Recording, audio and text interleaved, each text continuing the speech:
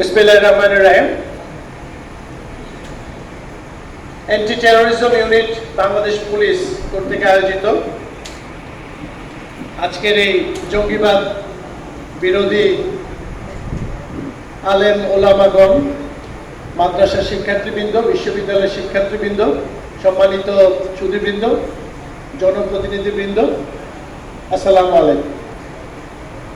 আমি সিলেট জেলার police super হিসাবে গর্বিত এবং এটিওকে ধন্যবাদ জানাচ্ছি, অ্যান্টি টেরোরিজম ইউনিটকে, যে আমার পুলিশ লাইন্সকে এইরকম অসাধারণ একটি প্রোগ্রামের ভেন্যু হিসাবে নির্বাচন করার জন্য। কারণ আমরা জানি যে দুইটা কথা বলে আমি শেষ করব, কারণ আজকে এখানে আয়োজনের দুইটা অংশ।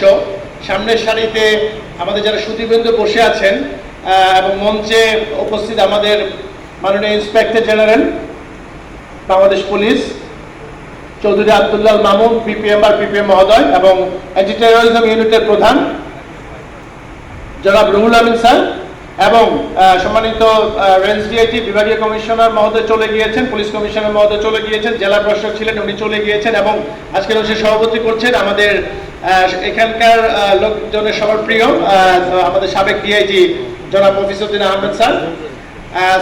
স্যাররা উদ্বোধন করে দেওয়ার পরে গোল টেবিলে যারা বসে আছেন তারাই কিন্তু আজকের অনুষ্ঠানের মূল কন্ট্রিবিউশন রাখবেন।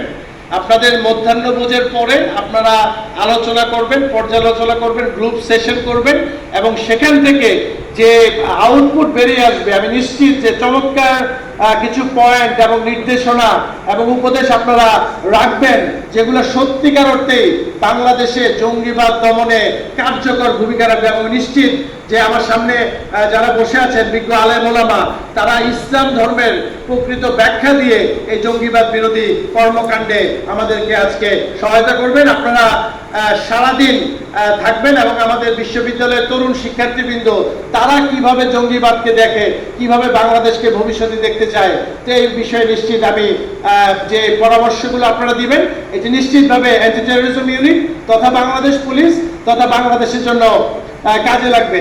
আমি শুধু একটি কথা বলে শেষ করতে চাই, সেটা হলো যে বাংলাদেশ পুলিশ জঙ্গিবাদ দমনে এই মুহূর্তে বিশ্বের যত আইন শৃঙ্খলা রক্ষাকারী বাহিনী আছে তার মধ্যে অন্যতম শীর্ষস্থানে রয়েছে এবং আমরা সফলভাবে জঙ্গিবাদকে দমন করে বিশ্বকে দেখিয়ে দিয়েছি। একসময় জঙ্গিবাদ কিভাবে দমন করা যায় সেই ট্রেনিং নেওয়ার জন্য আমরা ইউরোপ আমেরিকাতে যেতাম শেখার জন্য। এখন ইউরোপ আমেরিকা থেকে ওরা আসে আমাদের কাছে যে আমরা কিভাবে করেছি সেই বেস্ট প্র্যাকটিসেস গুলো জানার জন্য। এটা আমরা চমৎকারভাবে করতে সক্ষম হয়েছি। তো সেই আয়োজন অত্যন্ত সফল হবে এবং পূর্ণভূমি সিলেটে, এই আধ্যাত্মিক নগরী সিলেটে কোথাও কখনো ইসলামের ভুল ব্যাখ্যা থাকবে না, ভ্রান্ত ধারণা থাকবে না।